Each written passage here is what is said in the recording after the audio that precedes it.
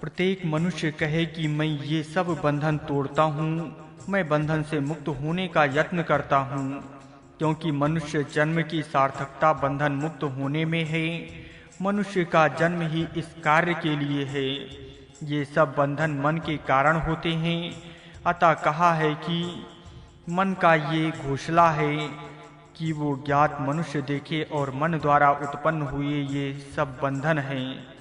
ऐसे जाने कि मनुष्य को इस बात का ज्ञान होगा कि मन ही मनुष्यों के बंधन के लिए अथवा मोक्ष के लिए धारण है, तो उस मनुष्य का बेड़ा पार होगा। साधारण मनुष्यों को ऐसा प्रतीत होता है कि अपने बंधन ब्रह्म कारणों से हुए हैं, परंतु वस्तुतः ये असत्य है। ब्रह्म कारण मनुष्य को बंधन में फंसाने के लिए असमर्थ हैं। मनुष्य का मन ही अपने बंधन तैयार करता है और उसमें स्वयं फंसता है और मनुष्य को फंसाता है।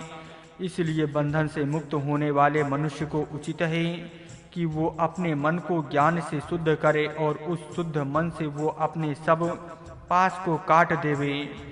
निश्चय ये है कि अपने मन से ही मनुष्य उन्नत होता हुआ मुक्त होता है। मनुष्य अपने मन से बंधनों में बांधा जाता है और अपने मन से ही बंधनों से मुक्त होता है। पाठक यहाँ देखे कि कितनी शक्ति मनुष्य के मन में रखी है। इतनी शक्ति प्रत्येक मनुष्य के मन में होते हुए भी मनुष्य अपने आप को असमर्थ मानता है और सहायता की याचना करता रहता है।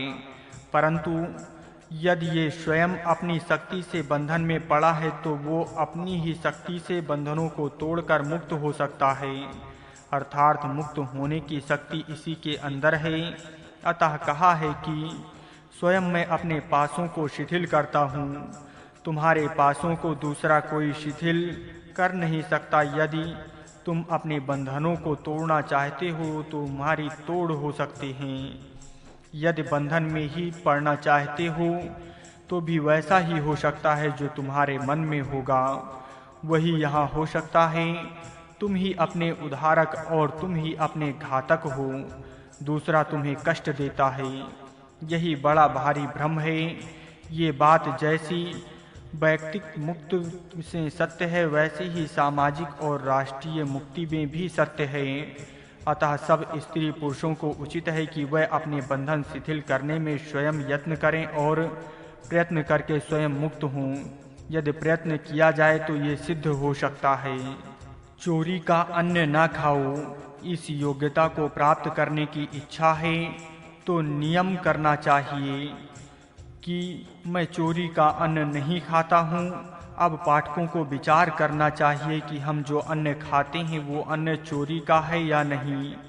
यहाँ पाठक विचार करेंगे तो उनको पता चलेगा कि प्रायः लोग जो अन्न खाते हैं वो स्वादिष्ट अर्जित नहीं होता, वो चोरी का होता है जिस पर दूसरे का अधिकार होता है। यदि हम उसको भक्षण करेंगे तो वो चोरी का है। ये चोरी घर में भी होगी और समाज में भी होगी। यदि कोई पदार्थ घर में लाता है और वो सब मनुष्यों को ना बांटते हुए अकेला ही उसको खाता है तो वो चोरी का अन्न खाता है। अपने ग्राम में जो अन्न उत्पन्न होता है वो ग्राम के सब लोगों के लिए होता है। यदि ग्राम के कई लोगों ने अपने पास अन्न संग्रह अधिक किया और इस कारण ग्राम के कई लोग भूखे मरने लगे तो निस्संदेह अधिक संग्रह करने वाले चोरी का अन्न खाते हैं। इस तरह विचार करने पर अस्तेय की व्याप्ति कितनी है इसका विचार पाठकों को हो सकता है। ये सब विचार करके कुटुंबियों को निश्चय करना चाहिए कि हम चोरी का अन्न खाते हैं व यज्ञ का अन्न खाते हैं। मनुष्य को उचित है कि वो यज्ञ शेष अन्न खा व पवित्र बने। जो मनुष्य यज्ञ न करके स्वयं अपने लिए ही पकाता है वो चोर है। मनुष्य मात्र को जो शिक्षा मिलनी चाहिए वो ये है, जिस बंधन से तुझे बांध रखा था उस बंधन से तुझे मैं मुक्त करता हूँ। ये वचन पति अपनी धर्म पत्नी से कहता है और उसको विश्वास देता है कि मेरी सहायता से तू अब विस्तृत लोक को प्राप्त हुई है, तेरे लिए विस्तृत कर्म भूमि यहाँ प्राप्त हुई है और यहाँ तेरे लिए सुमार्ग मैं बना देता हूँ। इस मार्ग से तू जाएगी तो तेरा कल्याण होगा। ये गृहस्थ आश्रम एक बड़ा भारी अति विस्तृत कार्य क्षेत्र है। पुरुषार्थी मनुष्य यहाँ पुरुषार्थ करके अपना भाग बढ़ा सकता है। यहाँ पुरुषार्थ करके अपना भाग बढ़ा सकता है। यहाँ अनेक मार्ग हैं, परंतु यहाँ सरल मार्ग ही मनुष्य को आक्रमण करना योग्य है। अस्तु, पति को उचित है कि वो अपनी स्त्री को सुशिक्षा देवे, उनको सीधे मार्ग से चलावे और उनके बंधन तोड़ने के लिए जो जो पुरुषार्थ करने आवश्यक हैं वह सब स्त्री को करावें। पाठक यहाँ विचार करें कि पुरुष पर ये कितनी भारी जिम्मेवारी रखी है। पुरुष को अपनी मुक्ति सिद्ध करनी चाहिए और अपनी स्त्री को भी मुक्ति के रथ पर रखना चाहिए। स्त्री की योग्य अथवा अयोग्य आचरण का उत्तर दायित्व पुरुष पर है। स्त्री शिक्षा का सब भार पुरुष पर है। यदि स्त्री विद्याहीन है तो उसका दोष पुरुष पर है। पाठक विचार करे और अपना इस विषय का कर्तव्य जान करके उसको पूर्ण करे। यही अगले 59वें मंत्र में कहा है। इस स्त्री को पुण्य मार्ग में रखो, इससे पुण्य कर्म होंगे, ऐसी व्यवस्था करो। यदि स्त्री बुरा व्यवहार करती है तो पुरुष को उसको सुशिक्षा नहीं दी है, ये बात सिद्ध होगी। पुरुष का ये कर्तव्य है कि वो स्त्री को अपने कर्तव्य का आवश्यक ज्ञान करा देवे और स्त्री को धर्मशील बना देवे। परमेश्वर ने इस स्त्री के लिए पति प्राप्त करा दिया है। इसके पश्चात इस स्त्री की शिक्षा का उत्तरदायित्व पति पर है। वो पति राक्षसी भावों का नाश करे। इस स्त्री में जो आसुरी वृत्तियां हैं उनका नाश करना पति का कर्तव्य है। पति स्त्रियों को ऐसी सुशिक्षा देवे कि जिससे स्त्री के अंदर की सब आसुरी वृत्तियां दूर हो और उस दैवी वृत्तियां स्थिर हो जाए और सचमुच दैवी बने। इस स्त्री को उच्च बनाने के लिए अपने आप को सज्ज रखें, तैयार रखो और शास्त्र ऊपर उठाओ। उसका उत्तम रक्षण करो, उसको उत्तम धर्म नियम में रखो। जिन प्रयत्नों से स्त्री की सच्ची उन्नति हो सकती है वह सब प्रयत्न करो। स्त्री की उन्नति का भार छोटेपन में पितृकुल और विवाह होने के पश्चात पतिकुल पर है। इसकी उन्नति करने के लिए ही ईश्वर ने इसको पति प्रदान किया है। अतः पति का कर्तव्य है कि वो अपनी धर्म पत्नी की सर्वगीणा उन्नति के लिए यत्न करे। वो स्त्री उत्तम मंगल करने वाली बने, मंगल की मूर्ति बने। उस स्त्री कारण घर का और कुल का मंगल हो। इस स्त्री की मंगल मूर्ति देखकर सब लोग आनंदित हों। इसकी उन्नति के लिए सब देवताएं सहायता दें। बारात के रथ का वर्णन पुनः मंत्र 61 में है। ये रथ उत्तम फूलों से सुशोभित किया जावे और उत्तम सुंदर लाल पुष्पों से सजावा जावे। अनेक प्रकार की सजावट उस पर की जावे। सुवर्ण के रंग का वो रथ हो, उत्तम चमक दमक उस पर हो, उत्तम झालरें लगी हो और उसके चक्र उत्तम हो। इस तरह का सजा सजाया रथ बारात के काम में लाया जावे। ये बारात पति के घर पहुँचे और वहाँ के स्थान को अमरलोक सुख पूर्ण स्थान बनावे। धर्म पत्नी अपने पति के घर पहुंचकर वहां का सुख बढ़ावे। पति के घर धर्म पत्नी भाइयों का पालन करने वाली, भाइयों का नाश न करने वाली, पशुओं का पालन करने वाली, गाय घोड़े आदि पशुओं का योग्य प्रतिपाल करने वाली, पति का पालन पोषण करने वाली, पति को कष्ट न देने वाली, पति का सुख बढ़ाने वाली, पति का घात पात न करने वाली, पुत्रों से युक्त, संतान से युक्त ऐसी स्त्री पति के घर इस बारात से प्राप्त हो। ये स्त्री देवों की बनाए सन्मार्ग से जाना चाहती है, अतः इसका विवाह हुआ है। इस कारण इस समय तक कुमारी रही हुई है। ये नववधू है। इसको यहाँ पति घर में किसी प्रकार का कष्ट न हो। इस वधू का मार्ग इस सुखदायक करते हुए इसका चलने का जो देव मार्ग है वो इस वधू के लिए सुखदायी हो, ऐसा प्रबंध करते रहते हैं।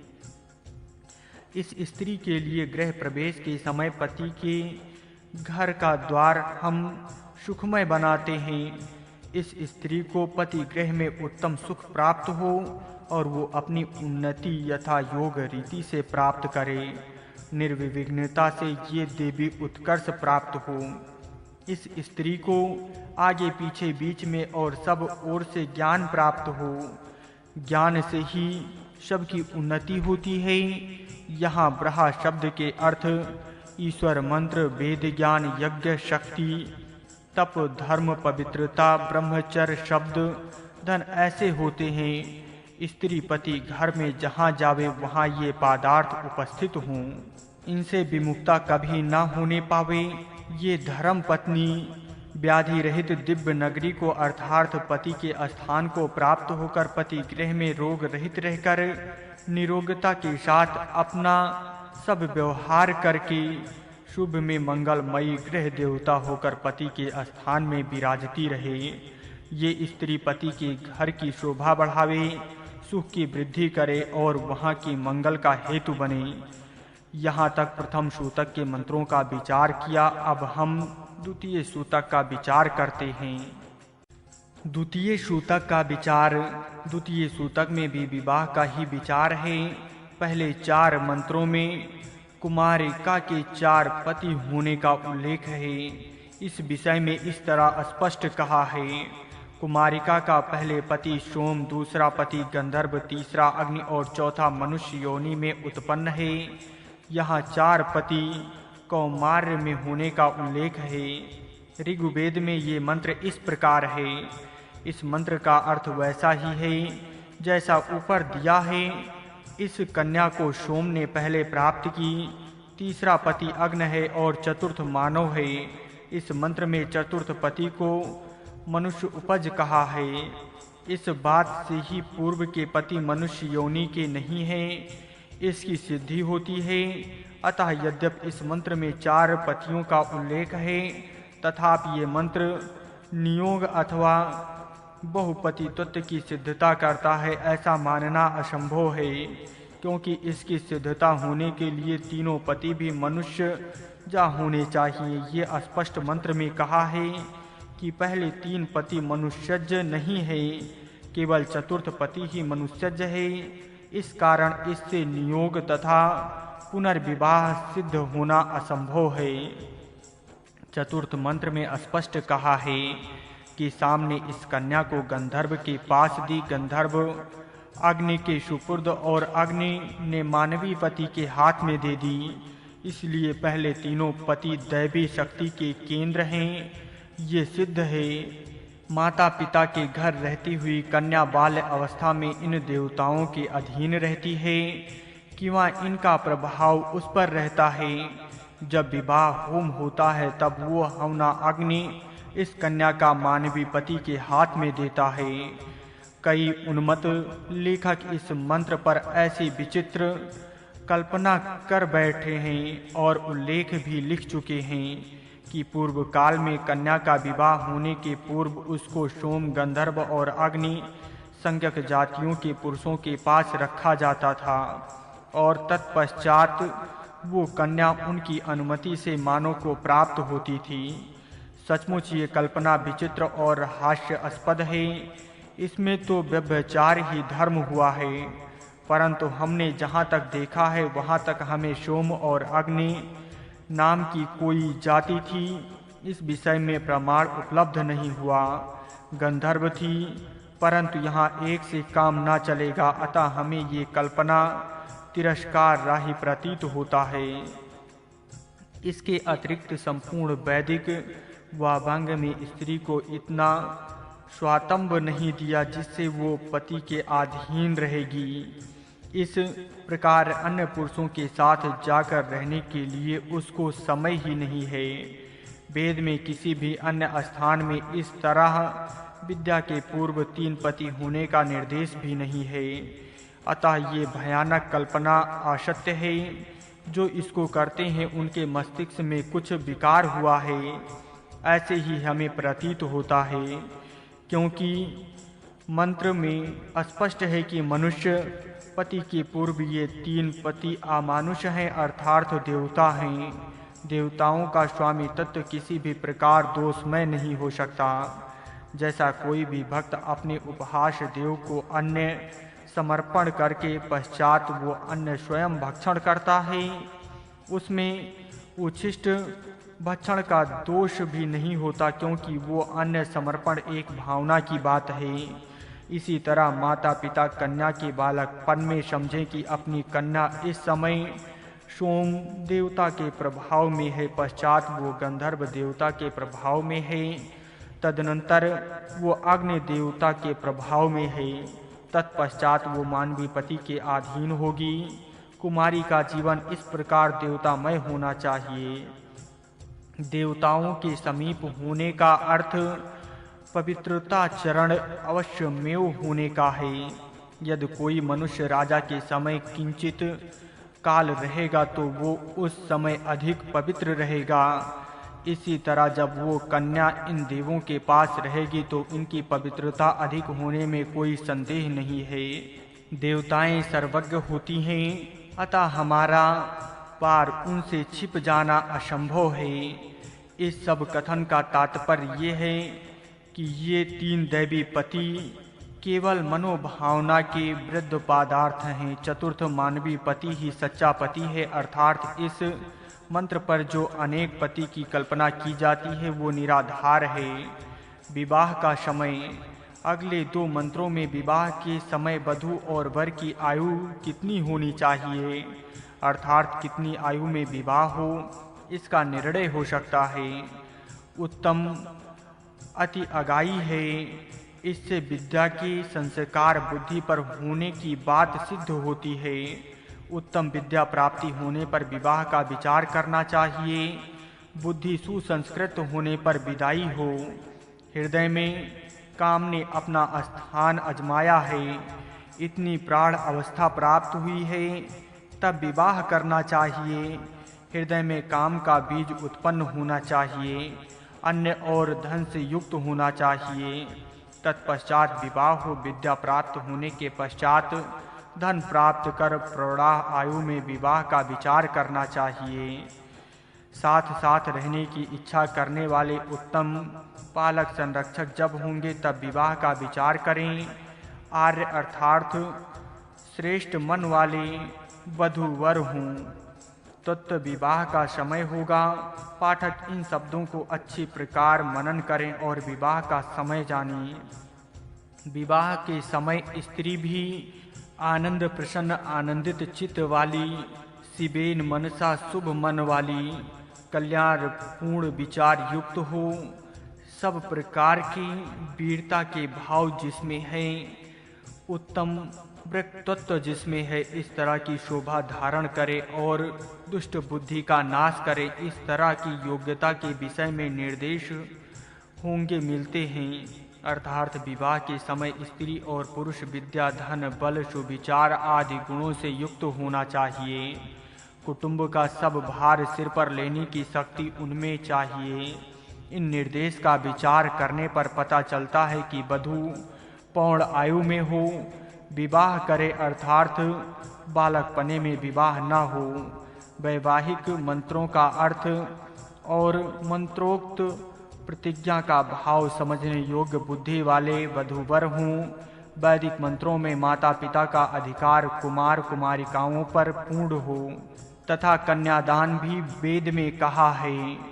इससे कुमार कुमारिकाओं का स्वयंवर वेद भी स्पष्ट नहीं है, ये बात सिद्ध होती है। स्वयंवर का उल्लेखन वेद में किसी स्थान पर स्पष्टता नहीं है और कन्यादान पद्धति में स्वयंवर का स्थान मिलना असंभव है। जहाँ स्वयंवर हो वहाँ कन्यादान कैसे हो सकता है?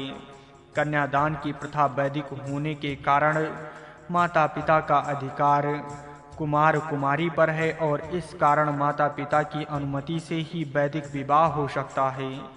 अतः जो समझते हैं कि वह वेद में यूरोपीय के समान स्वयंवर की रीति है और जो स्वयंवर को वैदिक विवाह कहते हैं और जो प्रथम दर्शन में ही प्रेम होने की संभावना वैदिक विवाह हमें मानते हैं, वह सब वैदिक धर्म के उच्छेदक हैं। अस्तु, इस तरह वैदिक विवाह में कुमारिकाओं का पौण और सुमनस्य होना सिद्ध है, तथापि माता पिता की सम्मति भी उतनी ही प्रबल है। ये बात विशेषता ध्यान में धारण करनी चाहिए।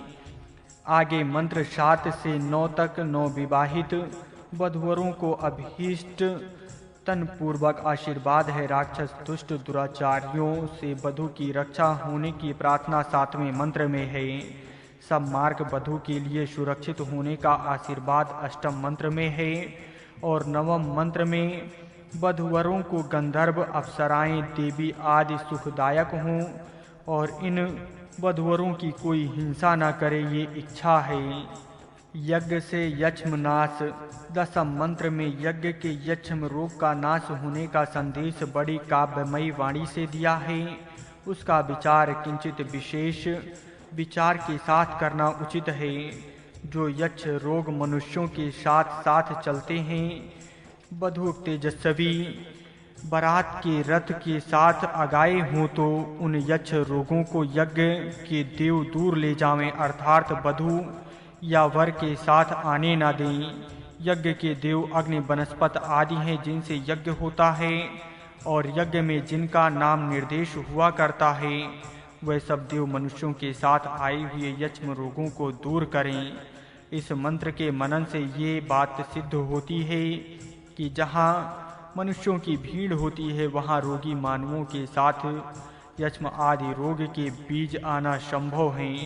बारात में जहाँ सैकड़ों आदमी इकट्ठे होते हैं, वहाँ किसको कौन सा रोग है इसका ज्ञान होना भी असंभव है। अतः ऐसे भीड़ के प्रसंग में स्पर्श जन रोग की बाधा होने की संभावना होती है।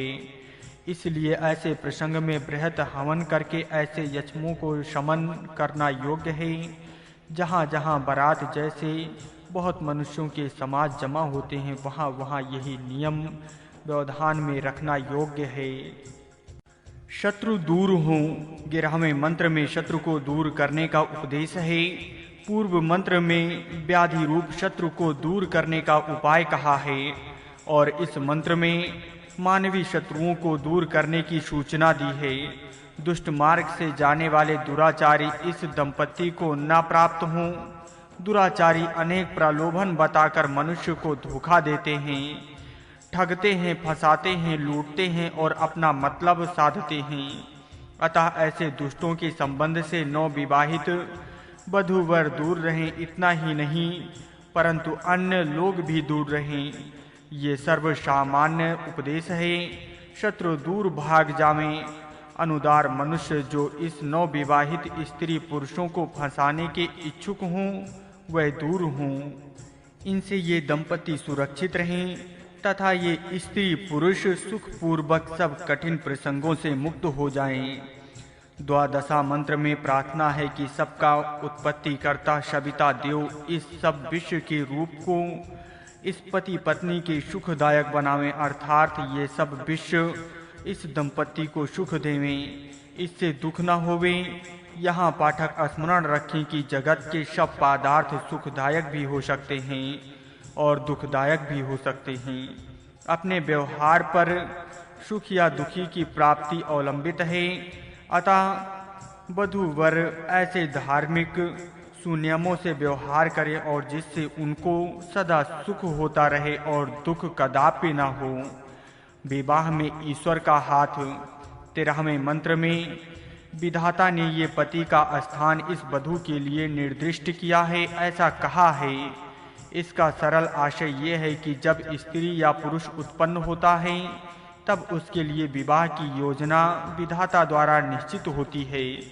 विधाता के संदेश को लेकर जो चलते हैं, उनके लिए यथा योग धर्म पत्नी मिलती है।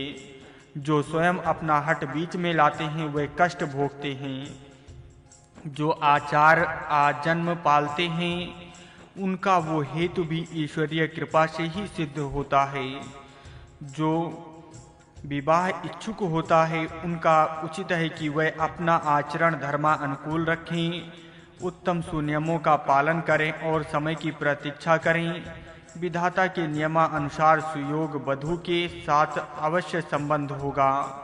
पाठक यहाँ उपहास न करे। धर्मानुकूल संयम पूर्वक व्रती मनुष्य का सब योगक्षेम ईश्वरीय नियमानुसार चलता है, जिसका परम पिता एकमात्र सहायक सुखा हुआ उसको किसी बात की न्यूनता नहीं होगी। ये शुभ आचार वाली स्त्री पति के घर आ गई है। ये शुभ आचार वाली स्त्री ऐसे ही धर्मात्मा पुरुष को प्राप्त होती है और उसका गृहस्थ आश्रम सुखपूर्वक चलने में सहायता होती है। धर्म पत्नी शुभ आचार्य वाली मिलना एक भाग्य का लक्षण है और वो धर्म आचार से ही सिद्ध होता है। सब देव इस दंपति को उत्तम संतान के साथ बढ़ावें, सुशांति देवें, अन्य सब प्रकार भाग्य देवें और हर प्रकार का सुख इस दंपति को मिले। ये सब ईश्वर भक्ति से ही प्राप्त होता है, विधाता की कृपा से ही होता है। गर्भाधान। विवाह के पश्चात गर्भाधान प्रकरण आना स्वाभाविक और क्रम प्राप्त है। उस संबंध का निर्देश 14वें मंत्र में है। आत्मिक बल वाली सुपुत्र या सुसंतान उत्पन्न करने वाली होने से कठिन प्रसंग में जिसका धैर्य नष्ट नहीं होता, ऐसी स्त्री होवे। उर्वरा शब्द उपजाऊ अर्थ में यहाँ है। जैसी भूमि उत्तम उपजाऊ होती है, वृक्ष वनस्पतियाँ रम युक्त उत्पन्न होती है, वैसी ही स्त्री भी उत्तम हष्ट पुष्ट सुमति युक्त संतति उत्पन्न करने वाली है। रोगी संतति उत्पन्न न हो, ये सब स्त्री के धर्म अनुकूल आचरण करने पर निर्भर है। जैसा यजुर्वेद में कहा है, वैसा आचरण स्त्री पुरुष करेंगे तो उत्तम संतति हो सकती है। ऐसी सुगुणी कुलवती आत्मबलशालिनी उत्तम संतान उत्पन्न करने में समर्थ स्त्री में ही पुरुष गर्भाधान करे। किसी अन्य स्थान में वीर्य का निरपेक्ष न करे। धर्म पत्नी को छोड़कर किसी अन्य स्थान में वीर्य का नाश करना सर्वथा अयोग, अधार्मिक और अवंती निवारक है। पुरुष बैल के समान वीर्यवान हो। वृषभ, वृषण ये शब्द आवश्यक हैं। वीर्यवान सुगुणी पुरुष ही गर्भाधान करे। रोगी दुर्गुणी निर्वीर पुरुष गर्भाधान करेगा तो उसकी संतान वैसे ही क्षीण और दीन होगी। अतः ये सावधानता आवश्यक है। स्त्री अपने पति के घर विशेष तेजस्विनी होकर अपने सब व्यवहार करे। विद्या देवी की मूर्ति बनकर रहे, अर्थात विदुषा कहलाने वाले योग्य ज्ञान वाली बने। विविध अन्य रस पारस रखने वाली गृह स्वामिनी बने। अपना पति साक्षात विष्णु भगवान ही है और मैं उसकी धर्म पत्नी हूँ, ऐसा भाव मन में रखे।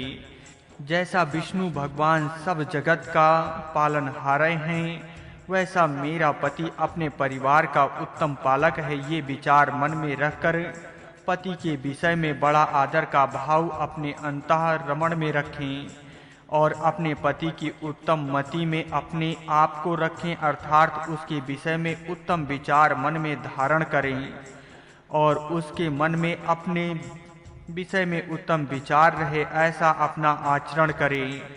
पति भी अपनी स्त्री के विषय में बड़ा आदर रखे। इस तरह पति पत्नी परस्पर का सत्कार करती हुई गृहस्थ धर्म का पालन करें। पति पत्नी की व्यवहार शैली ऐसी हो कि उनमें आपस में कभी झगड़े फिसाद न हो, शांति का भंग न होवे। दोनों बड़े प्रेम के साथ मिलजुल कर रहें। दोनों पति और पत्नी बुरा कर्म वेद दुराचारी कभी ना करें, सदा अच्छे शुभ कामों में दत्तचित्त रहें। वह दोनों सदा निष्पाप रहें, कभी प्रमोद से भी पाप मार्ग में प्रवृत्त ना हों। अशुभ उपहार कभी ना करें। दोनों मिलजुल कर परस्पर को धर्म करने में सहायता देते हुए अपने उन्नति के मार्ग का आक्रमण करें। पति के घर में पत्नी का व्यवहार। अब पति के घर में पत्नी का निवास स्थिर हुआ। गर्भ धारणा होने पर वधू का दिल पति घर में जम जाता है, तब तक वो अपने पति के घर का स्मरण करती है। जब गर्भ धारण होता है तब पति के घर का प्रेम बढ़ता है। ऐसी अवस्था में वो नारी पति के घर में किस तरह व्यवहार करे, इस विषय में उत्तम उपदेश मंत्र 17 से प्रारंभ होता है। हर एक स्त्री को ये मंत्र व्यंग में धारण करने चाहिए। क्रूर दृष्टि करने वाले स्त्री ना बने, सदा सौम्य आनंद प्रसन्न दृष्टि से अपने घर के कार्य करती रहें। किसी पर क्रोध न करें, टेढ़ी दृष्टि से किसी की ओर न देखें। पति का घतपति अपमान तथा विरोध कभी न करें। सदा पति के हित में दक्ष रहें। स्त्री सबको सुख देवे, सबका हित करे, सबका कल्याण करने के कार्य में दत्तचित्त रहे। सदा शुभ कार्य करे और सर्वहितकारी कार्य में अपने मन की लगन रखे। स्त्री अपने पति के घर में उत्तम धर्म नियमों के अनुकूल आचरण करे, कभी अनियम का आचरण न करे। गुरुजनों की सेवा उत्तम रीति से करे। सेवा करने वालों पर क्रोध न करे। प्रसन्नता से सेवकों के साथ बरतें। वीर संतान उत्पन्न करने के लिए जो पथ व्यवहार करना आवश्यक हो वो करती रहें। अपने मन के वीर भावों से ही अपनी संतान वीर भाव युक्त हो सकती है। ऐसा मानकर अपने मन में वीरता के विचार धारण करें और बालकपन में अपनी संतानों को वीरता की शिक्षा देती रहे। इस तरह अपनी संतान सुवीर होने के लिए जो उपाय करना आवश्यक है वो करती जाए। अपने पति के भाइयों का हित करे, उनका कभी द्वेष न करे। देवर का कभी घात पात न करे। जिसकी अंतःकरण की भावना उत्तम है, जिसकी मनोवृत्ति उत्तम है, ऐसी स्त्री हो। अर्थात विद्या और सुनियमों के द्वारा स्त्री अपना मन उत्तम, शांत, गंभीर और विनय युक्त बनावे और घर में सबके मन अपनी ओर आकर्षित करें। स्त्री उत्तम तेजस्विनी बने, घर की शोभा बनकर पति के घर में रहे। पशु आदिकाओं का भी हित ग्रहणी करें। पशुओं को घास दाना पानी मिला है या नहीं, उसका आरोग्य वैसा है इत्यादि विचार करें। इस संबंध में जो आवश्यक कर्तव्य हो वो करें। गृहपति में प्रतिदिन हवन करें, ईश्वर उपासना करें। आगे मंत्र 26 और 27 में भी यही विषय पुनः आगाया है। उसमें इसी तरह गृह पत्नी के कर्तव्य शब्दों द्वारा इसी तरह कहे हैं। स्त्री उत्तम मंगल करने वाली, शुभ मंगल कामना वाली, दुख से पार करने वाली, उत्तम सेवा करने वाली, उत्तम सेवनीय, पति का और ससुर का हित करने वाली, सास को सुख देने वाली, ससुर घरवाले, पति और सब पारिवारिक लोगों के लिए सुख देने वाली गृहिणी हो। इस उपदेशों को ध्यान में धारण करके जो स्त्री अपने पति के घर में व्यवहार करने की वो सबके आदर करने योग्य निसंदेह होगी, इसमें संदेह है। गृहिणी का उत्तम आदर्श इस तरह यहाँ दिव्य है। स्त्री का आचरण पति के घर वैसा होवे, इस विषय में इसी कंडक प्रथम सूतक के 42वें से 47वें तक के मंत्र में उनका स्पष्टीकरण पाठक यहाँ अवश्य देखें और प्रौढ़ उपवर कन्याओं को इन मंत्रों का भाव अवश्य समझा देवें। दरिद्रता को दूर करो। पति के घर धर्म पत्नी का प्रवेश होने के पश्चात वधू और वर का मिलकर प्रयत्न इसलिए होना चाहिए कि अपने घर का दरिद्र दूर हो जाए, अपने घर में ना रहे। इस विषय का संदेश देते हुए 19वें मंत्र में कहा है कि वधू और वर कहें कि हे दरिद्रते, हमसे दूर भाग जा, यहाँ हमारे घर में ना रहे। मैं तुम्हारा पराभव करूँगा और अपने घर से तुम्हें निकाल दूंगा। ये सच सच कहता हूँ। इस प्रकार निश्चय पूर्ण वाक दरिद्रता से कहें।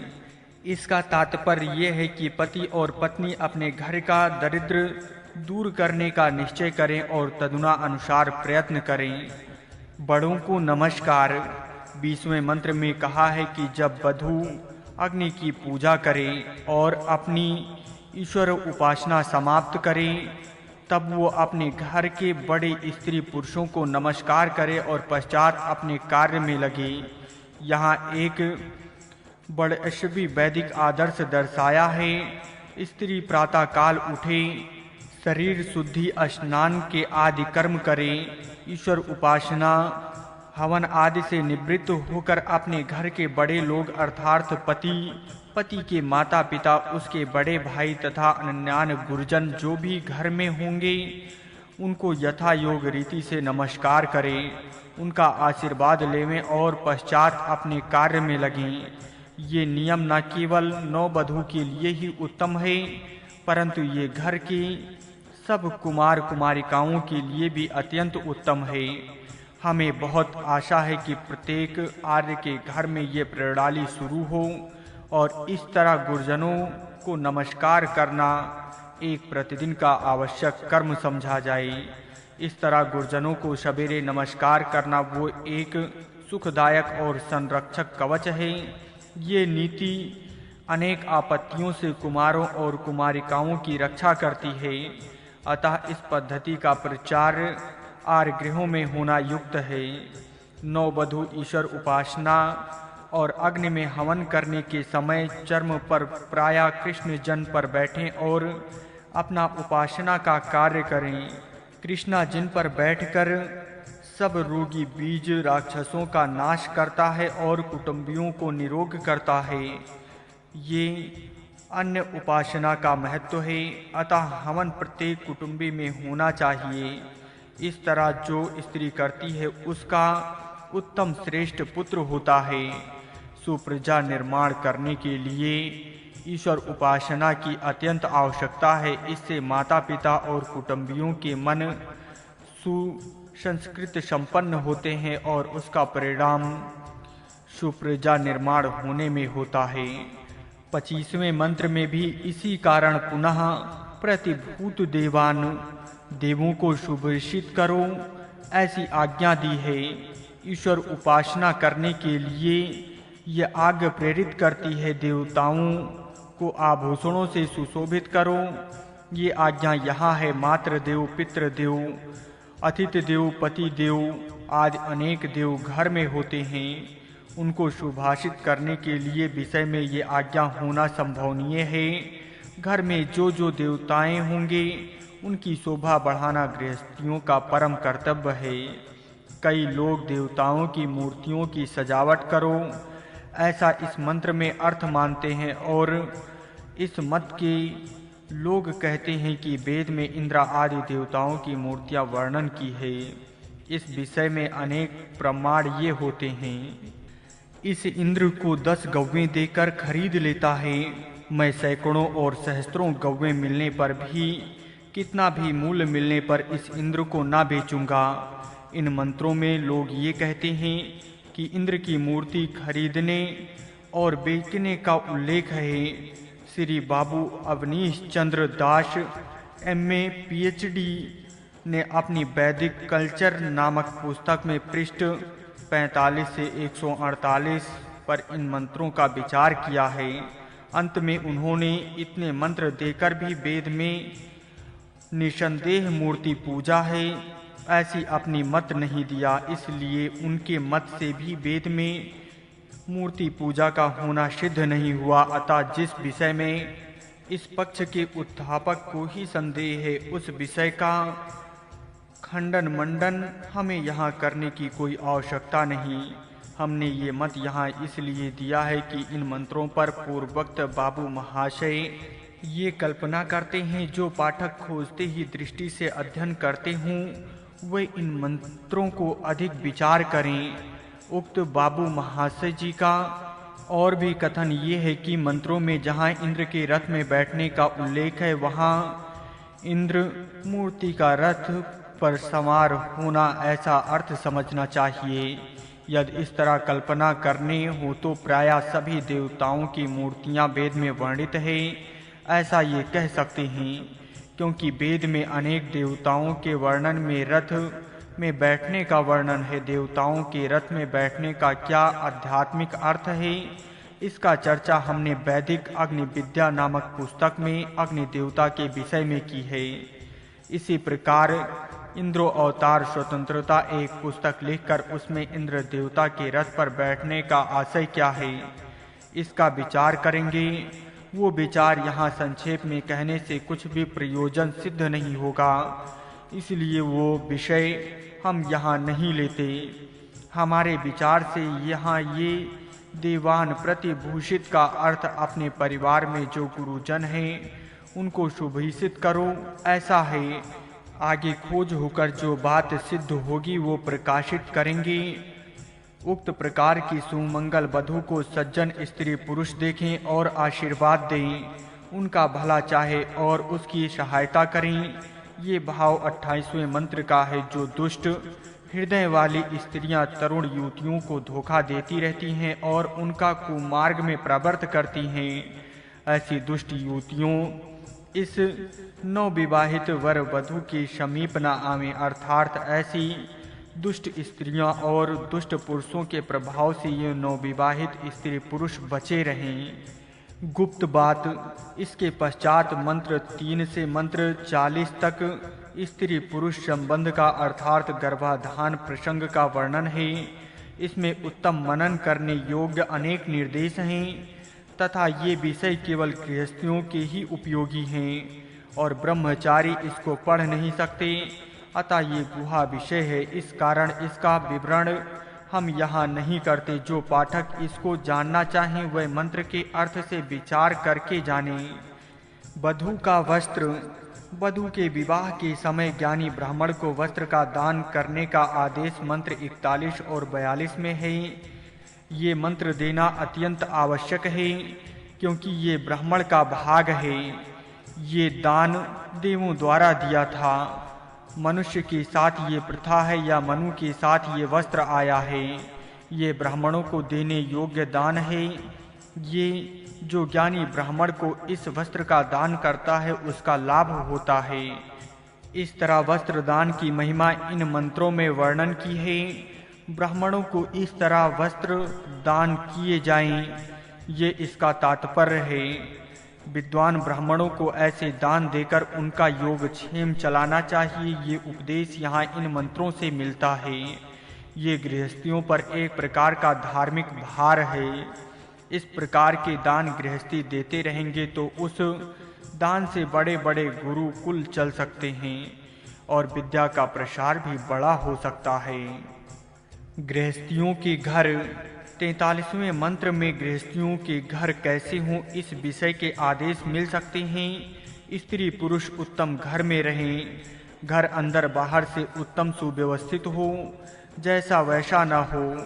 प्रत्येक कमरा और घर के बाहर का भाग सब यथा योग स्वच्छ सुंदर और सुडौल हो।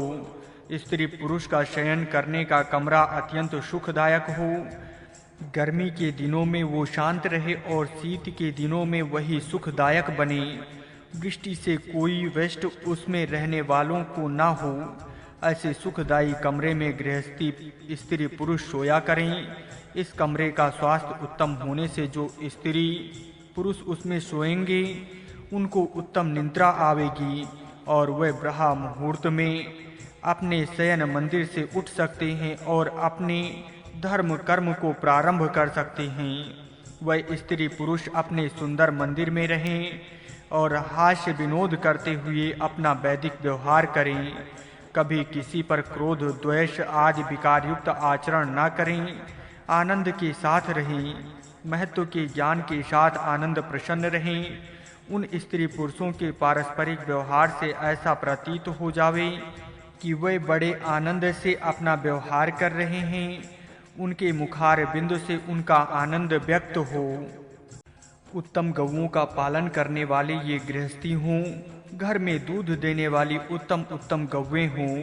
उनका दूध दही छाछ मक्खन घी आदि कुटुंबियों को प्रतिदिन प्राप्त होता रहे और वह उनका सेवन करके हष्ट पुष्ट और आनंदित होते रहें। शुगु शब्द का दूसरा अर्थ उत्तम इंद्रियों से युक्त ऐसा भी है। ये स्त्री पुरुष अपने उत्तम घर में रहते हुए ब्रह्मचर्य आदि सुनियमों से पालन करके अपने इंद्रियों को उत्तम अवस्था में रखें। जिनको उत्तम बाल बच्चे हुए हैं और वे उत्तम सुशिक्षा से संपन्न हो रहे हैं, ऐसे ये माता पिता हों। सुसंतान उत्पन्न करना और उनको यथा योग रीति से सुसंस्कार युक्त करना प्रत्येक गृहस्थी का कर्तव्य है। विशेष प्रबंध के साथ रहने से उत्तम संतान उत्पन्न हो सकती है। इस तरह सब गृहस्थी अपने घर में आनंद प्रसन्न रहें और अपने दीर्घ आयु की प्राप्ति का साधन करें। यहाँ उत्तम घर का आदर्श बताया है। पाठक इसको स्मरण रखें और अपना घर ऐसा करने का प्रयत्न करें जैसे अंडे में पक्षी मुक्त होता है और स्वेच्छा से आकाश में संचार करने का आनंद प्राप्त करता है, उस प्रकार प्रत्येक गृहस्थी प्रयत्न करके सब पाप से मुक्त होकर निष्पाप होकर विचरे। यही प्रत्येक गृहस्थी का आदर्श होवे।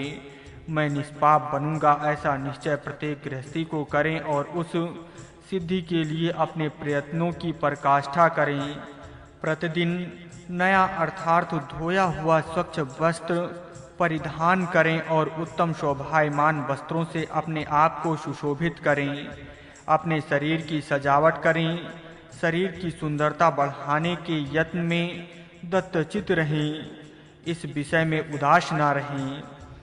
स्त्री पुरुष सुंदर वस्त्रों और सुंदर आभूषणों से अपने शरीर अधिक से अधिक सुंदर और रमणीय तथा दर्शनीय बनावें। सुगंध चंदन इत्र आदि धारण करके आनंद प्रसन्न रहें। शरीर पर दुर्गंध युक्त कोई पदार्थ न हो। स्नान से प्रतिदिन शरीर दुर्गंध रहित किया जावे।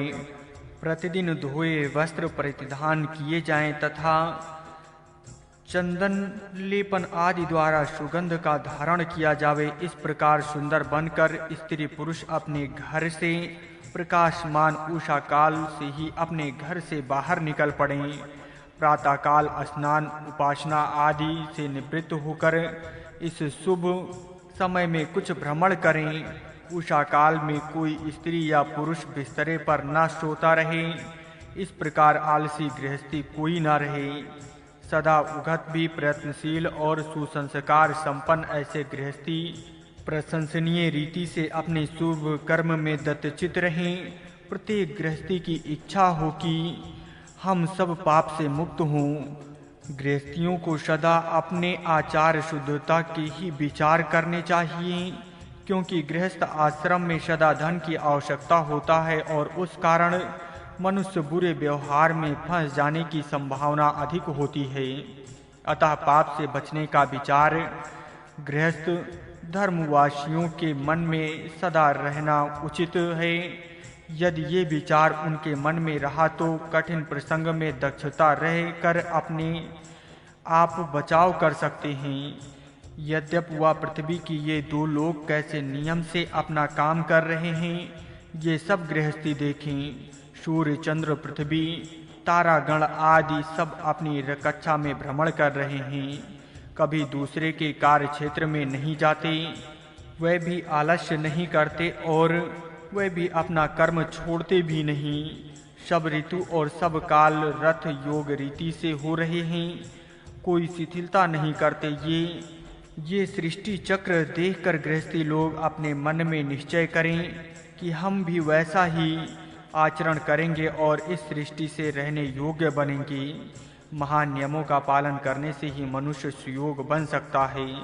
मनुष्य की विशेष उच्च योग्यता होने के लिए उचित है कि वो सुयोग धर्म नियमों का पालन करे और सृष्टि के नियमों के अनुकूल रहकर विशेष प्रभावशाली बने। जो विशेष ज्ञानी हैं उनको नमन करना चाहिए, क्योंकि नमन पूर्वक उनके समीप जाने में वे ज्ञानो उपदेश देते हैं और उस ज्ञान से मनुष्य कृतार्थ हो सकता है।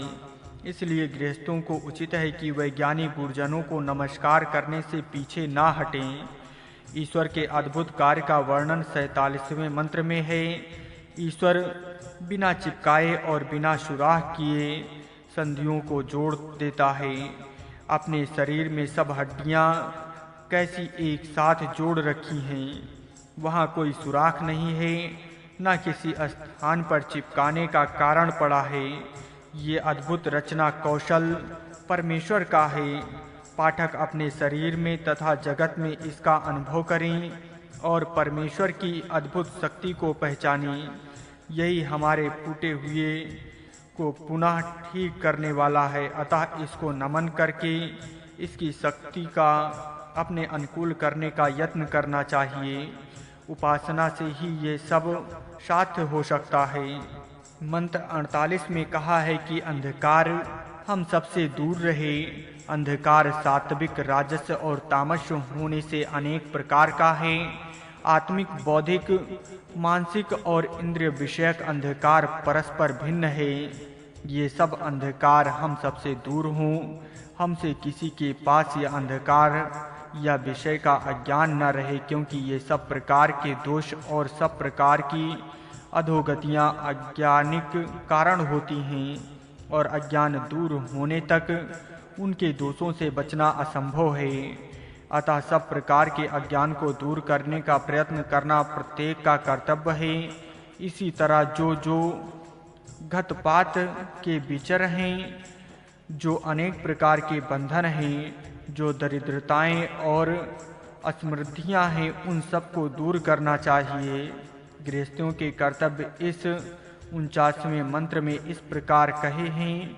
घात-पात के विचार और दरिद्रता के आचार सब के सब दूर करने चाहिए, और अहिंसा के भाव, स्वतंत्रता के विचार और संपन्नता के आचार अपने में लाने का यत्न करना चाहिए। मनुष्य के पास जो विचार होते हैं वैसे आचार वो करता है और वैसा बनता है। इसलिए इस दृष्टि से ये मंत्र बड़ा बोधप्रद है। स्त्रियों का बनाया वस्त्र बुनना घरेलू धंधा हो जाए, अन्य वस्त्र कोई ना पहनो। मंत्र 50 और 51 में स्त्रियों के द्वारा बनाया वस्त्र परिधान करने को है। जो हमारी स्त्रियों द्वारा बुना वस्त्र है वही हमें सुख स्पर्श देने वाले प्रतीत हों। उसकी बिनरियाँ और धारियाँ, उसके ताने और बनने धागे हमें सुख देने वाले हों। अर्थात अपने घर की स्त्रियाँ अपने घर का वस्त्र बनावें, घर में सूत काता जावे, उसका ताना बाना घर में बने। कतारियाँ और धारियाँ सुंदर से सुंदर घर में ही बनावी जावे, और ऐसा घर में बुना वस्त्र घर के स्त्री पुरुष पहने। उनको अपना घरेलू वस्त्र पहनने में बड़ा अभिमान हो। अपने घर के लोगों ने बनाया वस्त्र पहनने में कोई ना डरे, परंतु वही वस्त्र पहनने में हर एक को प्रेम और आनंद प्राप्त होवे। अपने घर में बनाया वस्त्र ना पहनकर और परकियों द्वारा बनाया वस्त्र पहनकर हम में से कोई भी नाश को ना प्राप्त होवे, क्योंकि अपना बनाया वस्त्र ना पहनने से, परकियों द्वारा बनाया वस्त्र पहनने से निसंदेह नाश होगा। इस नाश से गृह पतियों को बचाव करने का एक वस्त्र उपाय ये है कि प्रत्येक घर में सूत काता जाए और उसका वस्त्र पहनकर वही उस घर के लोग पहने। आपत्ति से बचने का और संपत्तिवान बनने का एकमात्र उपाय यह है प्रत्येक घर में इस वैदिक धर्म के आदर्श पालन होता रहे। अपने बनावे वस्त्र में कोई मनुष्य घृणा न करे और परकियों द्वारा बनाए वस्त्र पर कोई मनुष्य प्रेम भी न करे। यही एकमात्र साधन उद्धार का है। मंत्र 52 में कहा है कि पति की इच्छा करके पति के घर में पहुंचने वाली कन्या इस दीक्षा व्रत का पालन करे। ये दीक्षा व्रत स्वयं सूत काटना और उसका वस्त्र घर वालों के लिए बनाना है। जो स्त्री इस व्रत का पालन करेगी वही दीक्षा को धारण करने वाली होगी और कुल का उद्धार करेगी। परंतु जो स्त्री स्वयं सूत काटेगी नहीं और परकियों द्वारा बनाए वस्त्र पहनने का आग्रह करेगी, वो अपने घर में स्वयं दरिद्रता को बुलावेगी। इसलिए घर के पारिवारिक स्त्री पुरुषों को उचित है कि वे सब के सब इस दीक्षा व्रत को धारण करें और इस व्रत का पालन करके उन्नति को प्राप्त हों।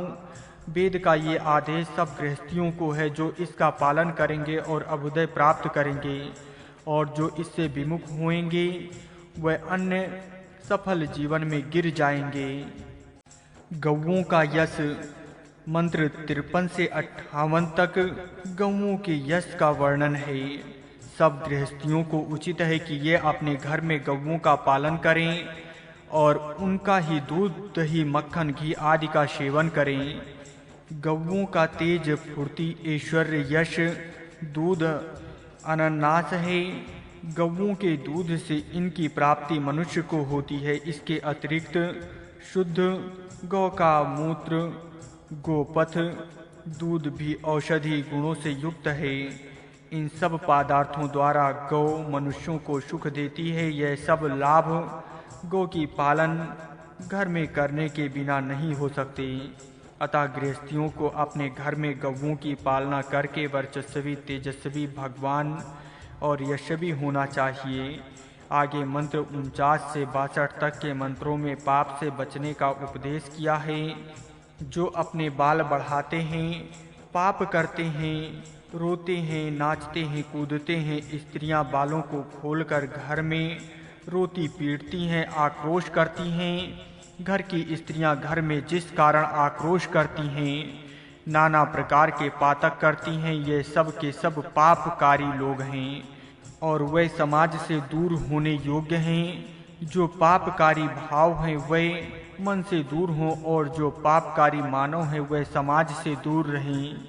इस तरह पापी विचारों से मन शुद्ध हो और पापी जनों से समाज शुद्ध हो और मन से और समाज से ये पीड़न का मूल कारण हो जो जावे और संपूर्ण समाज में आनंद प्रसन्नता निवास करे। यही गृहस्थी धर्म का ध्येय है। मंत्र 63 और 64 में कहा है कि अपना पति दीर्घ आयु हो, ये स्त्री की इच्छा हो, कभी अपने पति का अहित न हो, पति का हित करने में सदा दक्ष रहकर उसके दीर्घ आयु का चिंतन करती रहे। जैसे चक्रवाक पक्षी रहते हैं, आपस के प्रेम के साथ विहार करते हैं, वैसे ही स्त्री पुरुष गृहस्थ आश्रम में प्रेम के साथ रहें। पत्नी के लिए एकमात्र पति और पति के लिए एकमात्र पत्नी चक्रवाक पति का जाति में रहेगी, वैसे ही स्थिति गृहस्थ आश्रमियों में होवे। धर्म पत्नी के लिए एकमात्र पति और पति के लिए एकमात्र धर्म पत्नी प्रेम का स्थान होकर रहे। उनमें व्यवधान आदि दोष उत्पन्न न हो। एक दिल से और एक विषय से वह गृहस्थ आश्रम में रहे। इस प्रकार अपने सोत्तम घर बार करके उसमें रहें और संपूर्ण आयु व्यतीत करें। इस तरह गृहस्थी आश्रम में पति और पत्नी सुख से रहें और आनंद से प्रसन्नता के साथ गृहस्थ धर्म में कार्य चलावें। आगे मंत्र 65 से 67 तक के 3 मंत्रों में विशेष दृष्टि से कहा है कि जो विवाह आदि समय घात पात के विचार किए हुए जो दुराचार अथवा पापा आदि चार होते हुए जो मलिन आचार तथा बुरे व्यवहार बन गए हों, वह सब के सब हमसे दूर हों और हम शुद्ध, पवित्र और पूज्य बन जावें।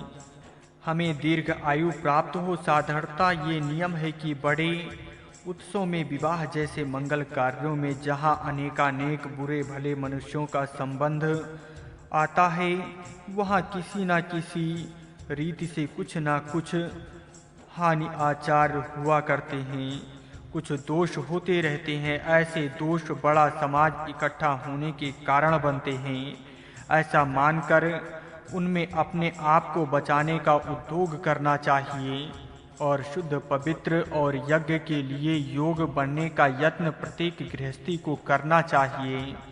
पूर्व समय में दोष होंगे तो यह भी उनकी विशेष चिंता करने में समय व्यतीत न करते हुए आगे के समय में आत्मशुद्धि करने के प्रयत्न से दत्तचित्त होना चाहिए।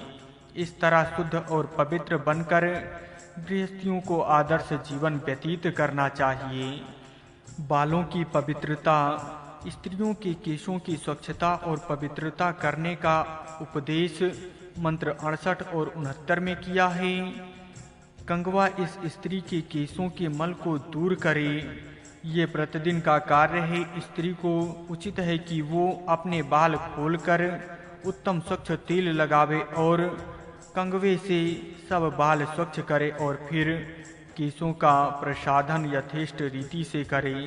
4 या 8 दिनों में 1 या 2 बार अपने बाल किसी मलिन निवारक साधन से पानी के साथ धोकर पवित्र वस्त्र से पानी दूर करके बालों को सुखावे और फिर केंगुआ करके केश प्रसाधना अच्छी प्रकार करे। केशों की निर्मलता रखना स्त्रियों के लिए एक आवश्यक कर्म है। जिस स्त्री के केशों में दुर्गंधि आती है वो स्त्री किसी धर्म कर्म के लिए अयोग्य समझी जाती है। इसलिए स्त्री का केश प्रसाधन कर्म एक अत्यंत आवश्यक कर्म है। स्त्री के प्रत्येक अंग और अवयव से मल अथवा रोग बीज को दूर करने चाहिए, क्योंकि स्त्री राष्ट्रीय संतानों की जननी है। वो यदि मलिन अपवित्र अथवा रोग युक्त रहेगी तो राष्ट्र की भविष्य संतान भी वैसी ही होगी। इसलिए स्त्रियों के शरीर पवित्र, निरोग और सबल होने चाहिए, जिससे संतान उत्तम निकलती रहे। सब मल जल से दूर होता है, ये सत्य है। इसीलिए जल स्थान पवित्र रखने का यत्न होना चाहिए। नहीं तो जल स्थानों में लोग स्नान करेंगे और पीने की ही जल में वो मल जाएगा, और जिस जल से पवित्रता होने वाली है उसी जल से अपवित्रता और रोगी अवस्था बढ़ेगी। इसलिए कहा है कि जल स्थान में न मल प्राप्त हो, अर्थात संपूर्ण जल स्थान स्वच्छ, पवित्र और निर्मल रहे। आजकल तालाबों में, कुओं और नदियों के साथ तथा अन्य जलाशयों में लोग स्नान करते हैं, कपड़े धोते हैं और अन्य प्रकार से अस्वच्छता करते हैं, और उसी स्थान से पीने का पानी भी लाते हैं। इससे अनंत रोग उत्पन्न होते हैं। अतः वेद का ये आदेश गृहस्थियों को अवश्य स्मरण रखना चाहिए। किसी भी जलाशयों में किसी प्रकार से मनुष्य मलिनता न करे, जलाशय को पवित्र, स्वच्छ और निरोगी अवस्था में रखे, और ऐसे शुद्ध जल का उपयोग करके अपने शरीर का आरोग्य साधन करें। जल की स्वच्छता पर मनुष्यों का और पशु पक्षियों का आरोग्य निर्भर है। ये जानकर सब लोग इस वैदिक आदेश का विशेष स्मरण रखें। पुष्टि का साधन। इस द्वितीय सूतक के 17वें मंत्र में गृहस्थियों की पुष्टि का साधन कहा गया है। इससे किस अन्न का सेवन करना चाहिए इसका उपदेश हमें मिलता है। पृथ्वी से उत्पन्न होने वाले दूध का सेवन करना चाहिए तथा औषधियों के दूध का सेवन करना चाहिए। यहाँ औषधियों का और रस, भूमि का रस, ये दो ही रस गृहस्थियों के भोजन के लिए कहे हैं। औषधियों के रस को सब जानते ही हैं। औषधियाँ, फल, फूल, पत्ते आदि का सेवन मनुष्य करते ही हैं। गृहस्थियों को चाहिए कि वे पुष्टिकारक औषधियों को बढ़ावें और उनका सेवन करके पुष्ट और हष्ट बने। भूमि का दूध सेवन करने को भी इस मंत्र में कहा है। भूमि का रस एक तो शुद्ध और पवित्र स्रोत का जल है, दूसरा भूमि का रस धान आदि से भी है। अस्तु इस तरह शुद्ध जल, शुद्ध अन्न और शुद्ध फल आदि का सेवन करना चाहिए। यहाँ पाठक स्मरण रखें कि किसी भी स्थान में पशु के मांस का भोजन मनुष्यों के लिए नहीं कहा है, अर्थात मांस का भोजन मानवों के लिए वैदिक मर्यादा के अनुकूल नहीं है।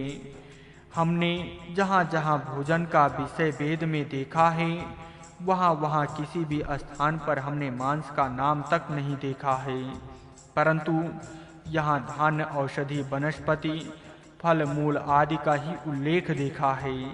अतः हम कह सकते हैं कि वैदिक भोजन शुद्ध निमांस भोजन अर्थात शाक भोजन ही है। इस शाक भोजन से ही बल को प्राप्त करो, ये वेद का आदेश है।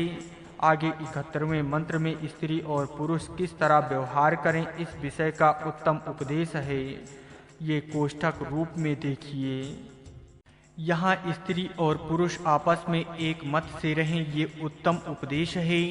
ऋग्वेद के मंत्र को तान और आलाप के साथ गायन करने से शो मंत्र होता है। वस्तुतः ऋग मंत्र और सोम मंत्र एक ही है। इसी तरह स्त्री और पुरुष एक ही है, केवल एक स्थान पर सोम गुणों का विकास और दूसरे स्थान पर उग्र गुणों का विकास है। वही भाव स्त्री को पृथ्वी और पुरुष को धूर्लोक बताकर वर्णन किया है। स्त्री पुरुष इस प्रकार के एक मल्ल के साथ रहें, आपस में झगड़ा आदि कुछ भी ना हो। आनंद प्रसन्नता के साथ सब गृहस्थ धर्म के आचार व्यवहार करें। ये दोनों यहाँ संतान उत्पन्न करें, सुप्रजा निर्माण करें, अपने बाल बच्चे को सुसंस्कार से संपन्न करें और सब प्रकार की उन्नति से युक्त हो। दोनों को प्रसन्न इस बात का करना चाहिए कि सब प्रकार का अभ्युदय और निश्रेष्ठ उत्तम रीति से सिद्ध हो। आगे बढ़ने वाले लोग ही स्त्री को प्राप्त करने की इच्छा करें। पीछे रहने वाले, प्रयत्न न करने वाले लोग विवाहित होने की इच्छा न करें, क्योंकि ऐसे आलसी लोगों को वैसे ही अप्रबुद्ध संतान होंगे और अंत में ज्योति को उनके दोषों के कारण कलंक लगेगा। उत्तम दान देने वाले, परोपकार करने वाले, मानव समाज का भला करने के लिए आत्मसमर्पण करने वाले ही पुत्र प्राप्ति के इच्छुक हों, क्योंकि ऐसे लोगों के शुभ संस्कार पुत्रों में आ सकते हैं और शुभ संतान उत्पन्न होने से राष्ट्र का तथा मानव समाज का भला हो सकता है। इसलिए उत्तम दान करने वाले विवाहित होकर संतान उत्पन्न करें, और जो दान न करने वाले स्वार्थी हों वे अविवाहित रहें। अपने प्राणों को सुरक्षित रखते हुए बड़ा बल प्राप्त करने के लिए ये स्त्री पुरुष यत्न करें। हर एक स्त्री पुरुष को उचित है कि वे बड़ा बल प्राप्त करें, कोई कमजोर निर्बल न रहे। बल प्राप्त करके जगत के व्यवहार युद्ध में आगे बढ़कर विजय प्राप्त करें। पुरुषार्थ वृत्ति कोई धारण न करे। सब लोग पुरुषार्थी बने और अपने अपने कर्तव्य करते रहें। आशीर्वाद। अंतिम 3 मंत्रों में नवविवाहित वधू वर को शुभ आशीर्वाद दिया है। मंत्र 73 में कहा है कि संबंधी और ज्ञाति बांधव बारात में सम्मिलित हुए हैं, वे अपने घर वापस जाने के पूर्व वे इस शुभ पत्नी के लिए प्रजायुक्त सुख देवें, अर्थात इसको सुप्रजा निर्माण हो और इसको उत्तम गृह शौक प्राप्त हो, ऐसा शुभ आशीर्वाद देवें और पश्चात वे अपने घर वापस चले जावें। जो स्त्रियां इस बारात में आगाई हों वे अपने घर जाने पूर्व प्रजा और धन प्राप्त होने का शुभ आशीर्वाद देवें और भविष्य के मार्ग का आक्रमण इनसे सुयोग रीति से होने योग्य आचार के निर्देश इनको देवें तथा ये विशेष साम्राज्ञी जैसी बनकर उत्तम प्रजायुक्त होवें, ऐसा सुंदर आशीर्वाद देवें और पश्चात अपने घर को वापस जावें। बारात में आए कोई स्त्री पुरुष आशीर्वाद दिए बिना वापस न जावे। विवाहित स्त्री अर्थात धर्म पत्नी दीर्घ आयु और शतायु बनने का प्रयत्न करे। ऐसा आहार विहार करें कि जिससे घर वाले दीर्घजीवी बने।